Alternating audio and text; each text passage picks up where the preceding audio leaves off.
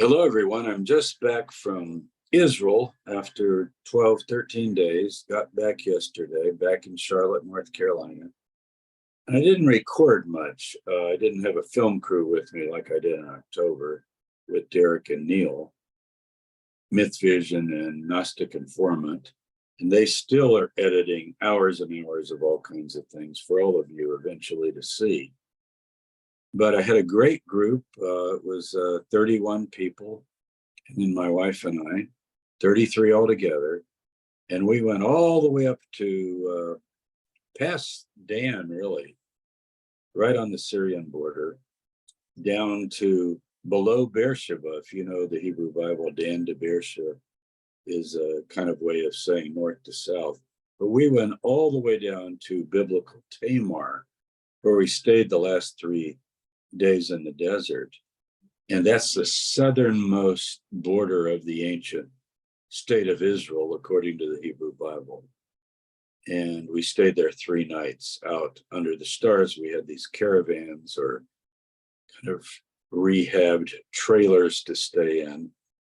But it's a great area. It's a little camp there that Blossoming Rose, who is the vendor for the trip, sponsors. And there's a fabulous archaeological site there. But I did record on Saturday, the Sabbath, a 50-minute presentation to the group. And it's hot and I'm swatting flies and so forth, but it really came out pretty well. I edited it a little bit. I had a voice problem that I still have now. I'm not sick at all. I feel fine. But it's talking probably in the rain a couple of days, and I think I just strained my voice, and then on the bus and so forth. You don't always get a full night of sleep on these tours, at least I don't. But so if you can put up with my voice, I'll throw up a few maps. I think you're going to find this really, really interesting. And maybe in the future, if you come with me on this Tracking Jesus tour, we'll get down to biblical Tamar. It's one of the sites we like to include, and you'll be able to experience the very things that I'm talking about. So take care, everybody, and enjoy the video. So I'm calling this class or talk, What is this place? Where are we now? Some of you might know that those are lines from a poem by Carl Sandburg. It's one of my favorites. It's called The Grass. I'm going to quote it to you. You'll get most of it. Maybe you'll get all of it. And then make a few comments about it. I've been talking all week, as many of you know, because you've been the listeners on this wonderful tour we've had of the Holy Land, all the way up to Dan and Caesarea Philippi. And now we're way below the Dead Sea, not far from where the Israelites camped according to the biblical tradition. And that's part of what I'm going to talk about. So here's how the poem goes. Pile the bodies high at Austerlitz and Waterloo, cover them under and let me work. I'm the grass, I cover all. Someday, the passengers ask the conductor, what is this place? Where are we now? I'm the grass, I cover all. So we're going through Belgium, France, Europe, 100 years after these battles of the 1800s. Train stops. If you've ever been on a European train, sometimes they just stop and you wonder, we're stopping, where is this? Let's say it was Austerlitz or Waterloo, some of the great battles of the Napoleonic Wars. He said, oh, it's grass out there, you know? And think, people lived and died. Who's been to a battlefield? You know the feeling, Gettysburg. Or, to really make a point, Auschwitz, to which I've been, is one of the most pleasant places in the world if you didn't know what happened there. The trees are blooming, the grass is growing. The grass, the trees, nature, springs eternal. And yet we know by the buildings and the fence and the preservation what horrors happened there. Now fortunately, Most of what I'm going to talk about today, I think, is positive. But what is this place where we are? Where are we now?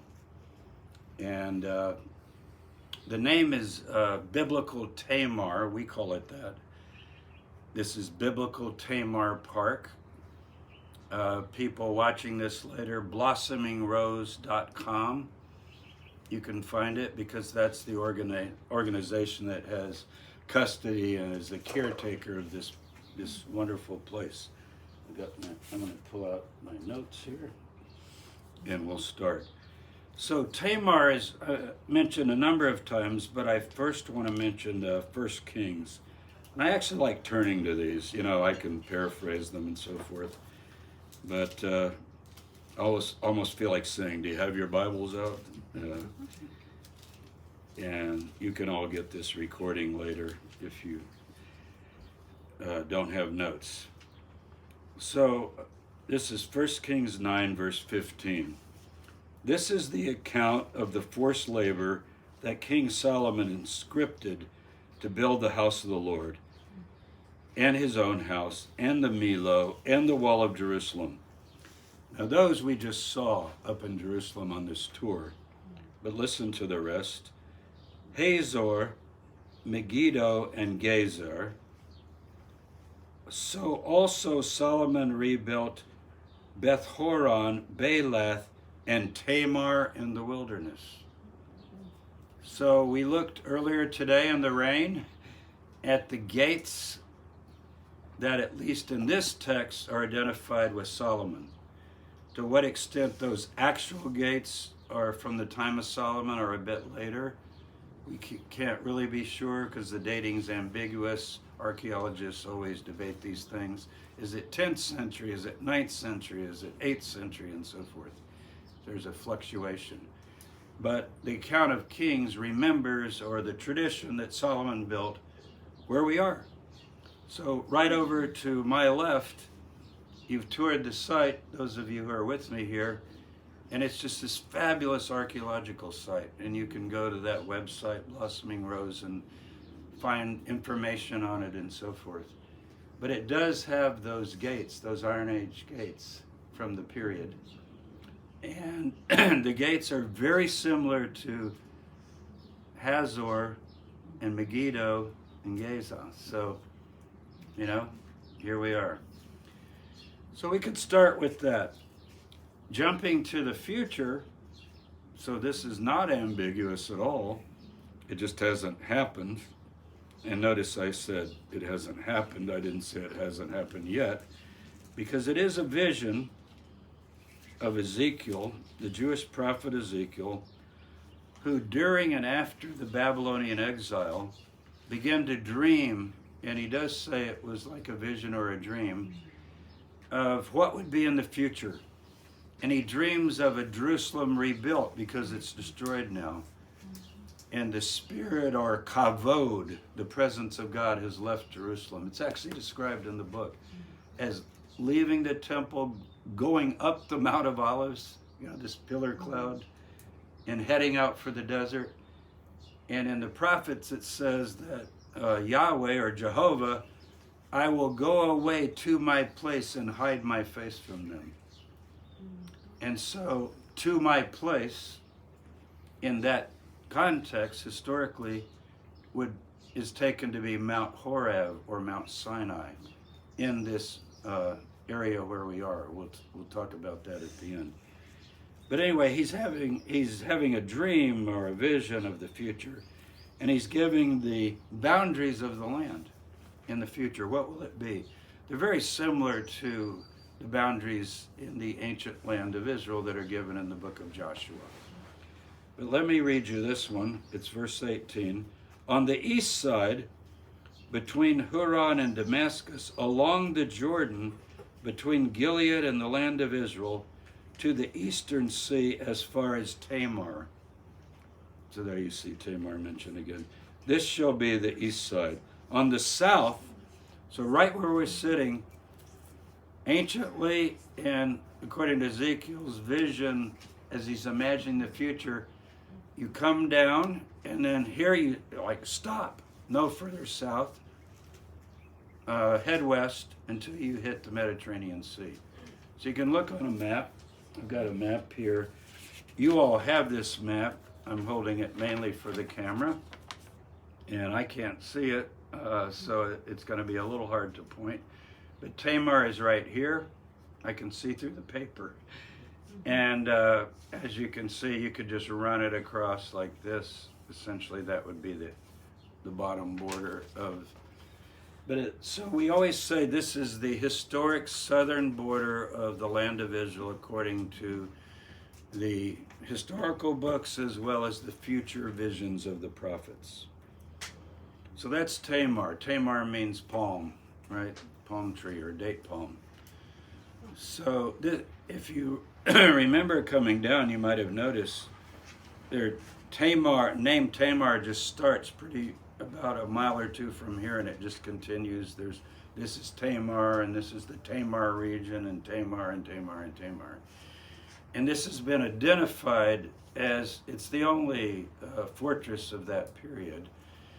So I think we can safely call this biblical Tamar. And the archaeologists who have worked here, my voice is weak, but you can understand me, I'm sure, have all agreed that this is Tamar. You always have some naysayers with any identification. I don't think anybody said Jerusalem's not Jerusalem, but when you go beyond that, just about everything is like, oh, it's not really there, it's really here. Even Bethlehem. People found a Bethlehem in the Galilee say, well, maybe he was born there. Even though, to even know he was born in Bethlehem, you'd have to go by the text, and it says the city of David. And that's not in the Galilee. So, well, then we have another name. Jump to Moses with the people of Israel, usually called the children of Israel. And in Numbers 20 and 21, again, where did I put it? There's a few references. I want to turn to it. We get some more indications. I'm going to just start here. Let's see. Numbers 20. Numbers, by the way, is Bamidbar. So, too bad it's called Numbers. It's actually in the wilderness. The name of the book is In the Wilderness. And that wilderness is not any wilderness. On the map I held up, it's plainly indicated at the bottom here as I'm reading it, the Arava. Remember that word, Arava? It basically means the rift valley that goes all the way from the north of the country down to Africa. It's this deep rift. Hence the Dead Sea, the lowest spot on earth, is the deep part of that rift. And nothing lives in it for that reason. So we have in Numbers 20, verse 22, they set out, these are the children of Israel, I'll just call them that, people of Israel. They set out from Kadesh, and I'll talk to you a bit later about where that is, but for now just remember the name. Also called Kadesh Barnea, it can be identified. The Israelites and the whole congregation came to Mount Hor. Mount Hor is just over here where I'm pointing. You can't see it even from our mound there, the tell. But as we leave the park tomorrow to go to Masada, I'll be able to show you where it is. And if we have time and if the roads aren't washed out when we come back, because it's a small road, we can actually turn before we turn here and go and see Mount Hor. If I'm in a car right now, you've been there, I can take you to Mount Hor in 15 minutes. Okay, so is that close enough for you? We're trying to triangulate where we are, right? So we got the fortress of Tamar, Mount Hor, and here we are sitting in between the two. And it's the border of the land of Edom. That's important too, very important. Because if we run a line down south toward Eilat and Aqaba, over, like the highway that goes right out here down to Eilat. Once you cross that highway, you're in the land of Edom, which is Esau. And that's where Aaron dies. This is at the end of the 40-year period. And Aaron dies, and he's buried on Mount Hor. Now, if you go to Jordan, the tour guide will tell you of another Mount Hor. But the problem is it's nowhere near Edom. It's actually up even north of Moab. So if you're going to go by the text, that's just a tradition. Plus, every country wants tourist sites. But, I mean, Mount Hor is here. You went there, didn't you? Yeah. We need to go climb it, but I don't think we have time on this trip. We need an explorer's trip to these places, right? So Aaron died. It says he went up on the mountain. It's a very moving account. And Moses tells Aaron goodbye. And Eleazar, his son, takes over. Now, from Mount Hor, notice how direct. Here we are. They set out to go around the land of Edom, not Eden, sorry. And they start complaining, no food, no water, right? Fortunately, you have food and water. And we detest this miserable wilderness. And that's where we have the serpents striking them and so forth. So it's not identified exactly where, except they left Mount Hor. So it's very close to here. And this is one of the water spots. You stop at the water locations. And that's that famous story about the serpent. I don't want to talk about that now, but just where we are. The Israelites set out and camped in Ovot. This is Ovot. Ovot is the name of the well right here. Ir Ovot, the city of the well. Ovot means a bottle. It's where you can fill your bottles. And we're here. So they camped here at Ovot, according to Numbers 21, verse 10. And then they go back around. They're headed up to the other side and up to Nebo where Moses dies. So we're picking up at the end of the story here, okay? I know my voice sounds bad, but it doesn't hurt at all. So don't worry, it just sounds bad.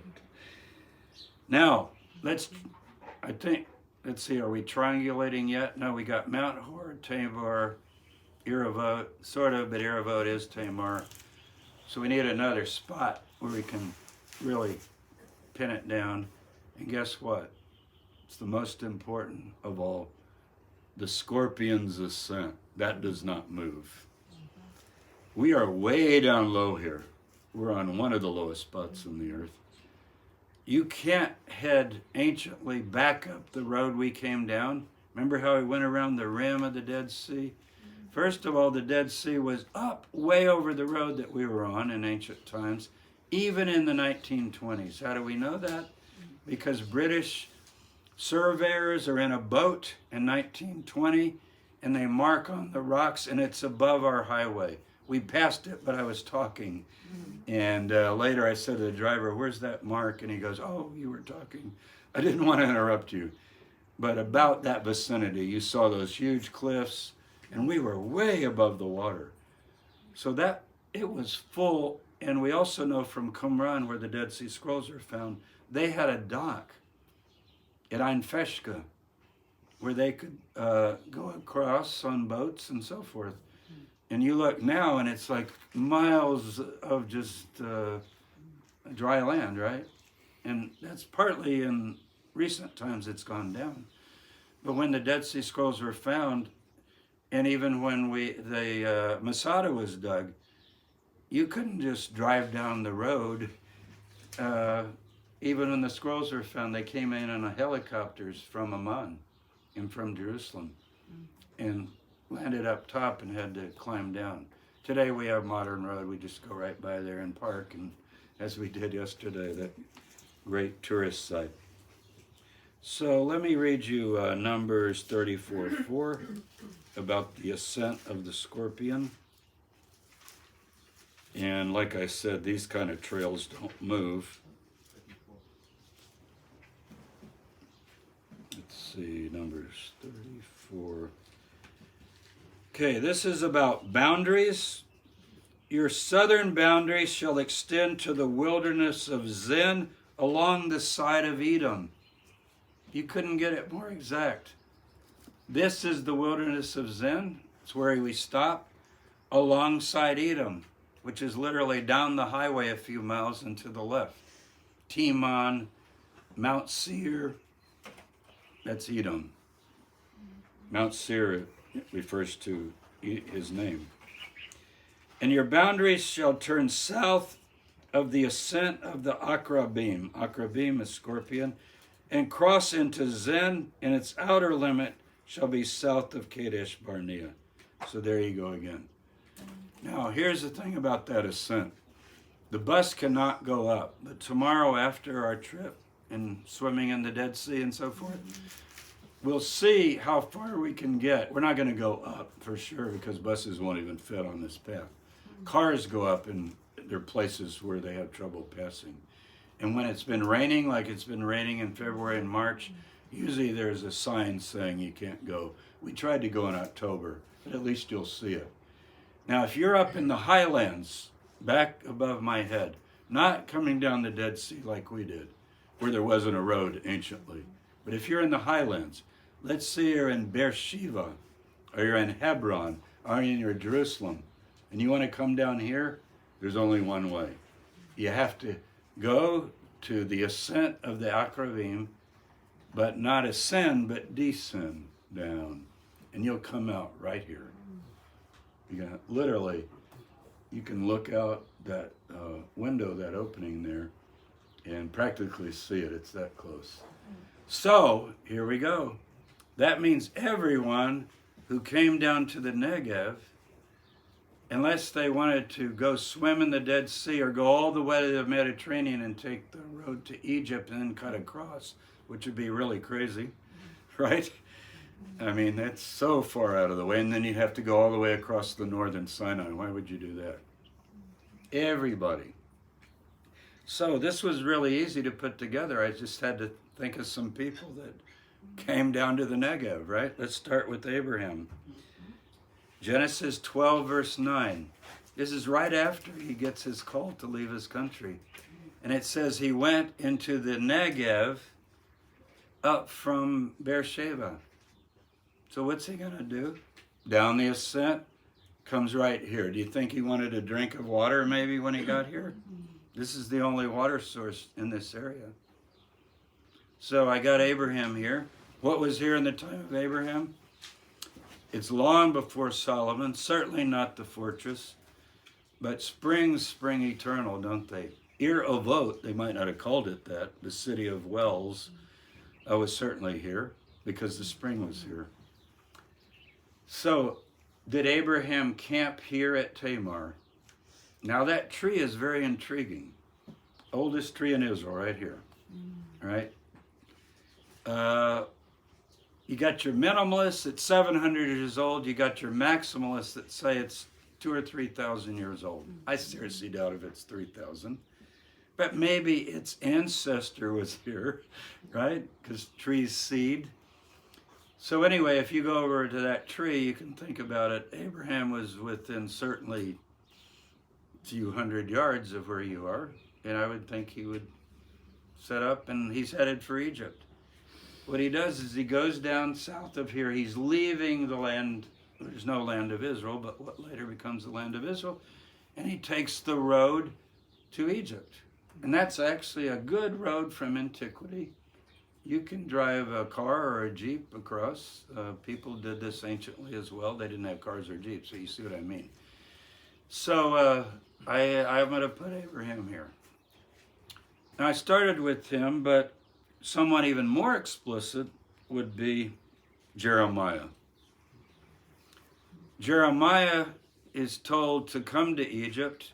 There's an article this month in Bar magazine talking about the route he took. But it's the route he took once he got to Egypt. But he's in Jerusalem. And I'm thinking that as you come down south of Jerusalem, next is Hebron. And then it's just a very straight shot. And you would have come down the ascent and you would arrive here again. You stop for water, right? And then he goes on the road to Egypt. Now, he could have gone to the Mediterranean Sea, but it's really not a very practical way to go. Remember, Jerusalem's in the highlands. It's 2,600 feet above sea level. So I'm going to put Jeremiah here. Elijah, 1 Kings 19. I got to go to that. Here's why. Because in 1 Kings 17, we have another thing that we covered on this tour that I call the Jesus hideout in Jordan. Okay? But the only reason Jesus would hide in that wadi, it's called the brook Kerith in the Bible, is because Elijah hid there. It's where he was fed by the ravens. So I'll just read it to you. It doesn't have to do with this place, but it's just a similar kind of thing. Like, let's find out where he went. Now, Elijah the Tishbite said to Ahab, as the Lord lives, before whom I stand, there will be neither dew nor rain these years except by my word. And the word of the Lord came to him, saying, go from here and turn east, and hide yourself in the Wadi Kerith, which is the east of the Jordan, and you will drink from the wadi, and the ravens will feed you. Now, I'm not going to do a whole lecture on that, but you all know it. But on my blog, I have a article called The Jesus Hideout in Jordan, and that's another story. And I consider it, maybe others have known it before, but I've never met anybody or heard of any articles. But and all the things that I've found myself over the years, I consider that kind of the first. But I'm going to go on to 19 and listen to this. Elijah again.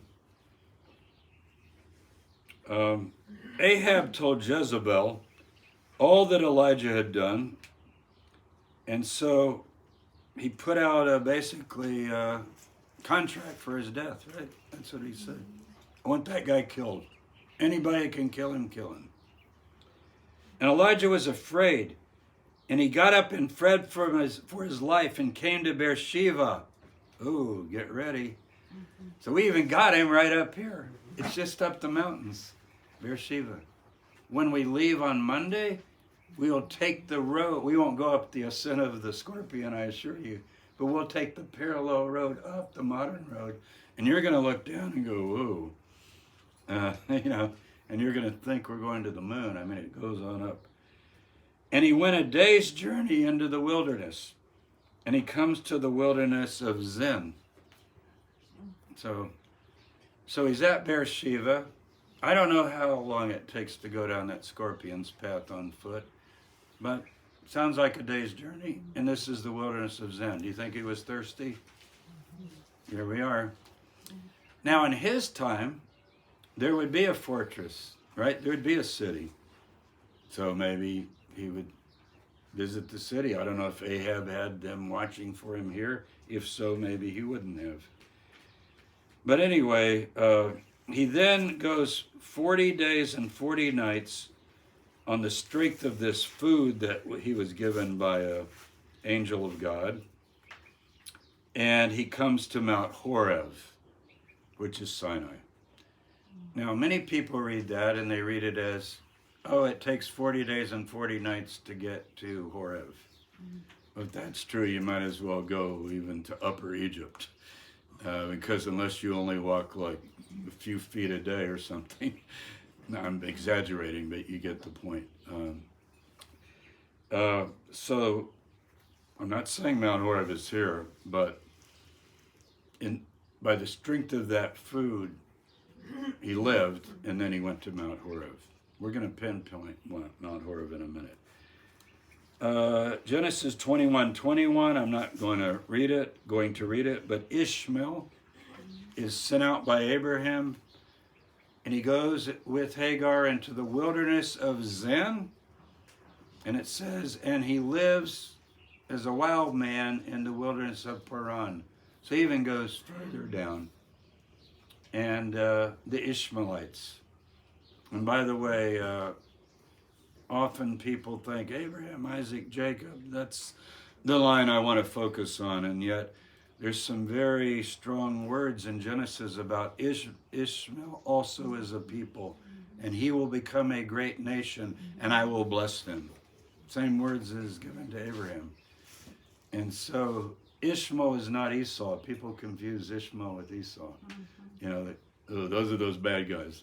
Ishmael, I mean, what did he do?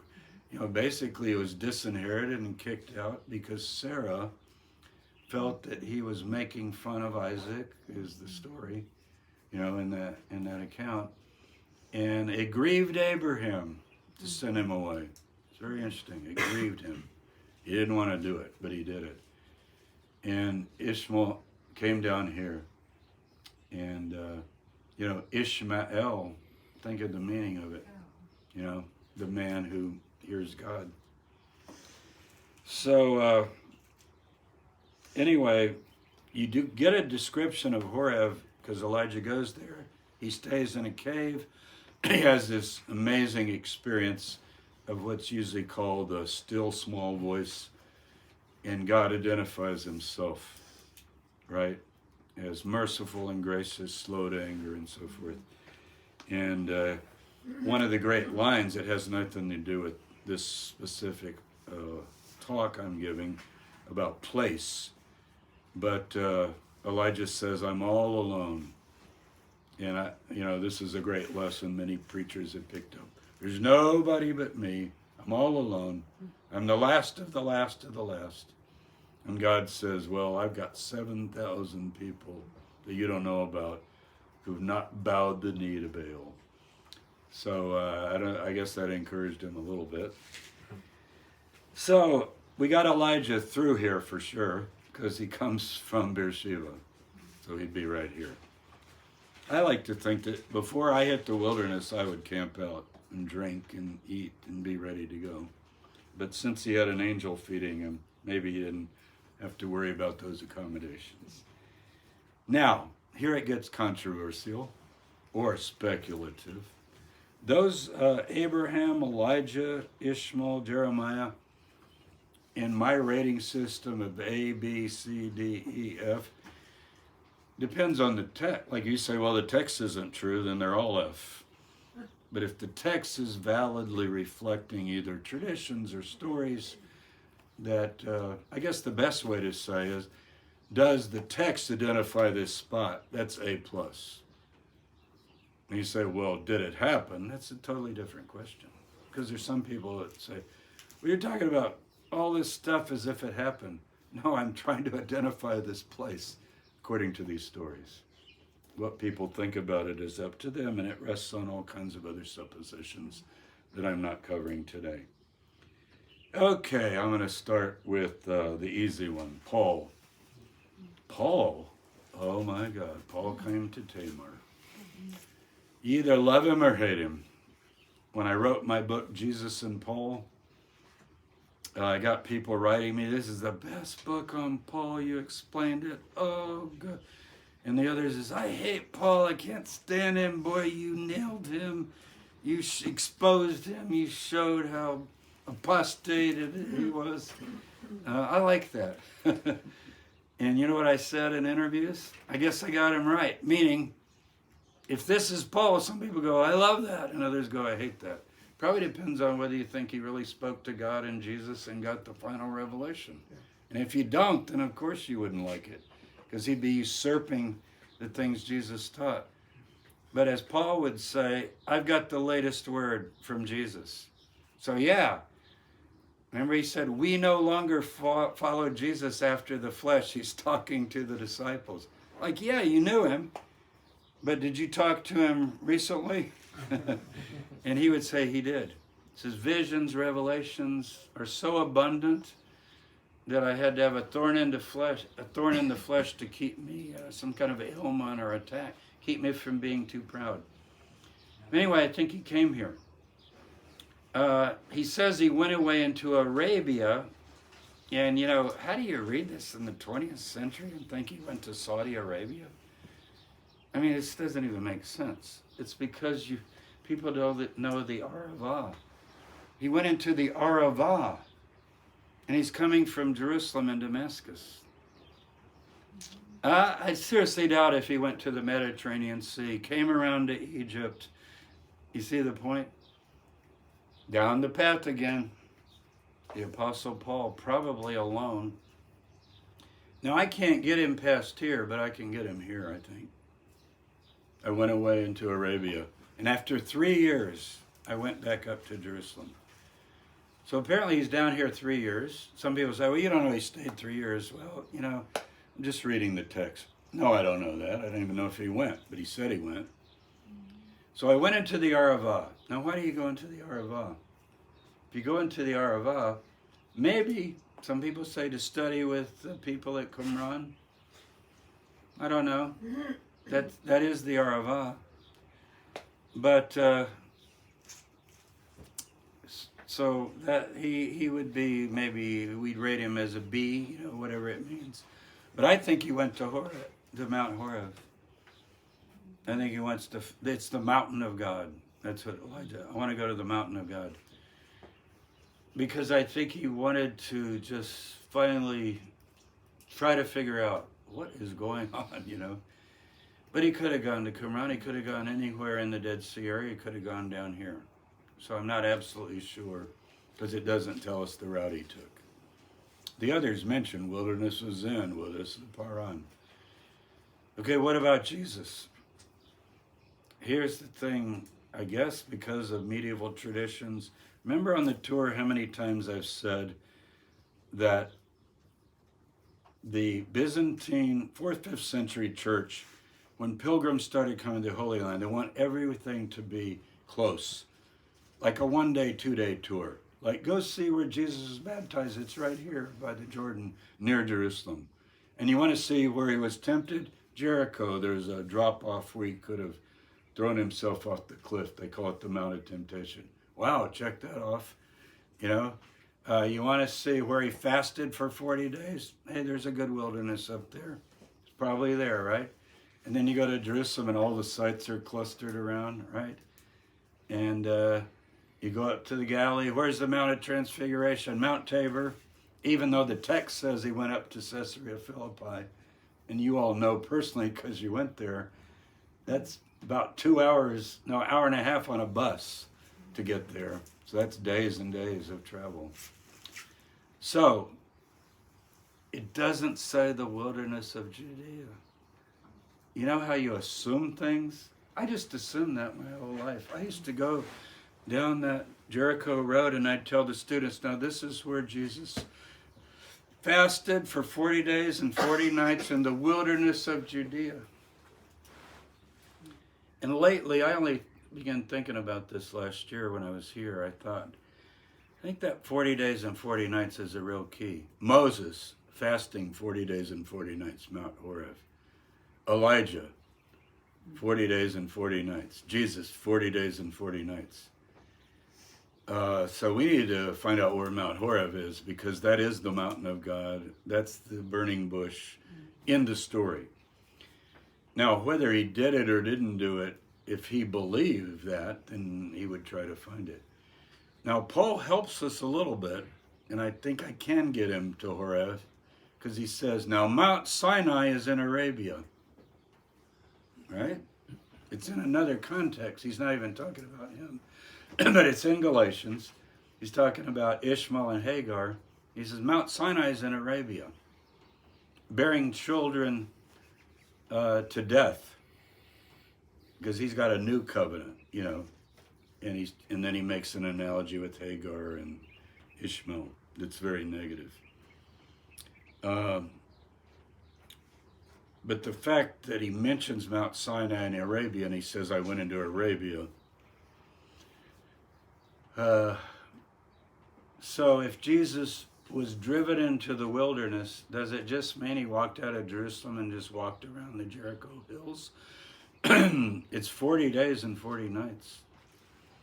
I don't know. I think it makes sense that he would come down south and go down into the wilderness. It seems like this is where you get the revelations. You know, people want to be in the desert. Abraham, Elijah, we've seen these different ones that come down here. So as far as Mount Horeb, what throws everybody off, Horeb is Sinai. What throws everybody off is a mistranslated verse in Deuteronomy 1 and 2. It is 11 days distance from Kadesh Barnea, which is just right over here, to Horeb. Well, then it can't be anywhere near here because 11 days.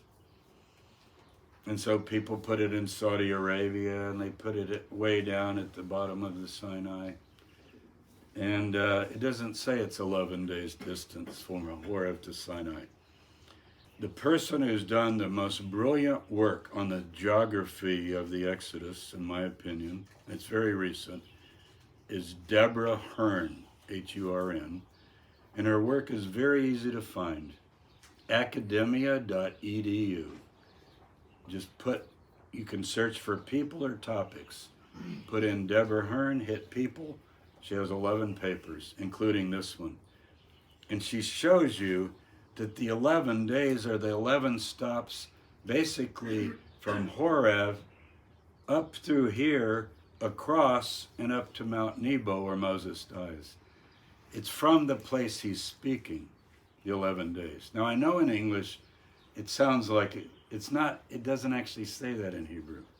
And she shows that. She puts a big slide up, shows you the Hebrew. And then she shows the watering places where you have 11 stops on the way to get up there. And Moses is just saying basically, you know, it's only 11 days from where we were, and it took you guys 40 years. Now you get the point of that. He's not giving a highway map of how far Sinai is. You see, he's saying, he's making a point. Did you know it was his birthday? He says, I'm 120 years old today. Should we sing happy birthday? 120 years old today. And it gives the date. It's the, trying to think, first day of the 11th month. So that's one clue. So I can't do all the locations of Sinai, but one is traditional St. Catherine's, way down in the tip of the Sinai. The other is a cross in Saudi Arabia, Jebel Alaz. It's really popular with evangelicals because of several films that have come out. I will send you all, and for people who later watch this on YouTube, I'll put the link. And that is David Roll's criticism of that location in terms of the route of the Exodus. It's very, very good.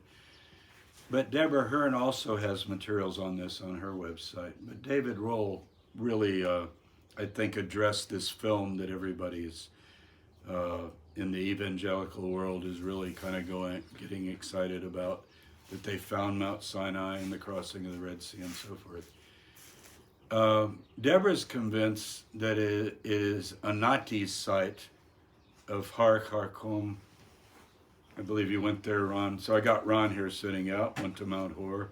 Yeah, so he likes to travel. I haven't even been there.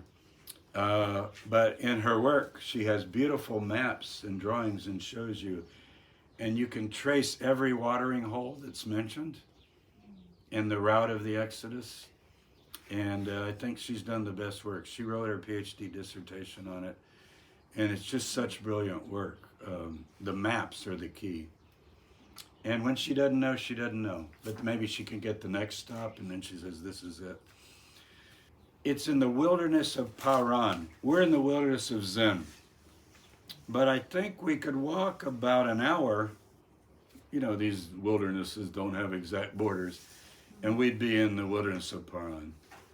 When we were up on the mountain this morning, everything we were seeing south of us was the wilderness of Paran. You can't quite see Har Harkom because it's a little further down, but it's not that far down.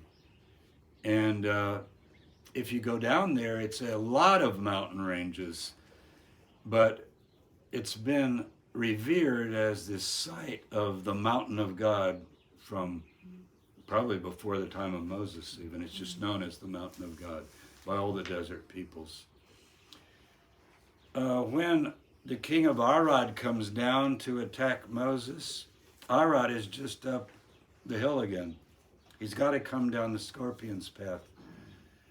And so that famous battle that's talked about and the Amalekites that come and attack. It's somewhere right around here. You remember where Moses holds up his hands and all of that? So these things don't have to be in Saudi Arabia. They don't even have to be down in the middle of the Sinai. Sumka Jacobovici, the filmmaker, has another site. It's down almost to Eilat and then over, but it's in Egypt now. You can watch his movie, The Exodus Decoded. I'm open to that. If you know Bryant Woods, he's very good on this stuff too. He agrees with that. It's a low mountain. Sumka's convinced it's it in his film. With James Cameron, he shows all these things. So whether the Exodus happened or didn't happen, or any of this happened or whatever, we're still talking about geography. And these stories and tales and legends and accounts are laid on a real terrain. They're not just somebody sitting somewhere in another region of the world making up Never Never Land.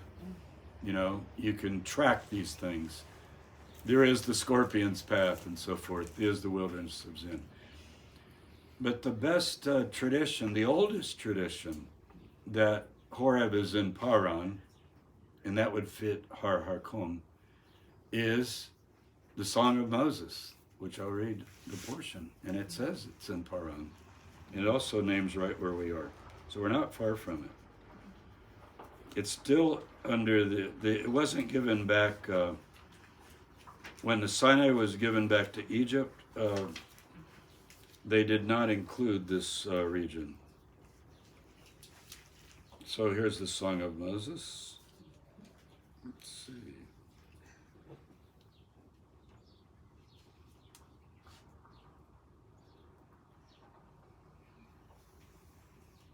No, the blessing of Moses, not the Song of Moses is Deuteronomy 32. Deuteronomy 33. This is the blessing with which Moses, the man of God, blessed the Israelites before his death. Now I think he would kind of know, at least in this tradition, where it is. So that however you take this, it's a very old tradition. And it's written in poetry, not prose. And poetry is always older, if you studied Hebrew. The Lord came from Sinai and dawned upon Seir. He shone forth from Mount Paran. There were myriads of holy ones with him. In Hebrew, this is called parallelism. Some of you know this. You say it one way, and then you say it again. The Lord came from Sinai and dawned upon Mount Seir, or Mount Paran. It's the same thing. Well, Mount Seir is Edom, right down here. It's not in Saudi Arabia.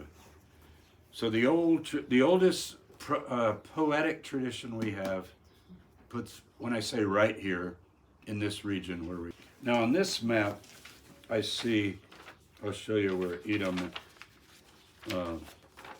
Here is Tamar, where we are right now, and Har Harkom is further down. So I think you might have had a sense that you were going. Okay, that's that way. Yeah. 50 So miles. yeah, exactly that way. 50 miles to the Egyptian border, right? Almost. Almost to the Egyptian border. So then in Habakkuk, the prophet Habakkuk, he also has a poem. Very odd that it would be in Habakkuk. I always tell my students, can you find Habakkuk? We'll find out if I can find it. It's only 3 pages, so unless you know your Bible books, you're in trouble. O Lord, I've heard your renown, this is chapter 3. I stand in awe, O Lord, of your work. In our own time revive it, in our own time make it known. That's sort of interesting. In wrath may you remember mercy. God came from Teman. Teman is right there, a city still known today for its copper mining. It's literally down the road to the south and a little bit to the east is Teman. There's no doubt where Teman is. It hasn't moved. You know, it's an ancient place. The Lord, God came from Teman, and the Holy One from Mount Paran. His glory covered the heavens and so forth. So it's picturing there's a fly in my ear.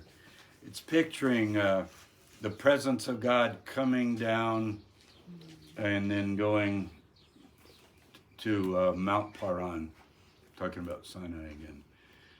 So look at those resources, take a look and think about who might have been in this region. And I've given you the maximalist view, because I want you to use your imagination. As the sun sets today at the end of the Sabbath day, we can think about these things. So I'm going to stop the video, if you would, and we'll let you have some questions. Thank you, everybody, for listening.